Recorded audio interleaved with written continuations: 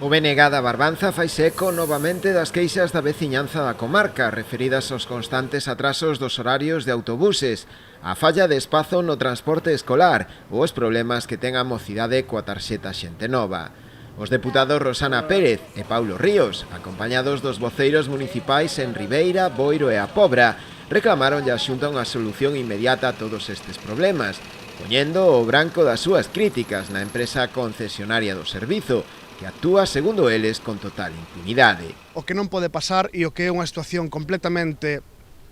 intolerable é que haya nenos e nenas, mocidade, xente que vai a traballar, xente que vai a facer calquer tipo de xestión ou atender calquer cita médica que non teña o servizo de transporte público que está concesionado e nos horarios nos que o ten que facer a empresa e sobre todo nunhas condicións de seguridade que permita que eses desplazamentos se fagan dunha maneira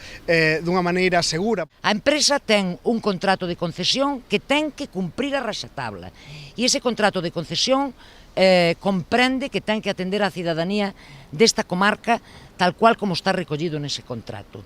Eso por un lado. E a Xunta, diante destes incumprimentos sistemáticos, reiterativos e flagrantes, vemos que non está a tomar decisión de ningún tipo. Ante esta situación anunciaron que se estudarán novas accións, entre elas unha nova iniciativa no Parlamento, para tratar de darlle unha solución satisfactoria de xeito urxente e inmediato.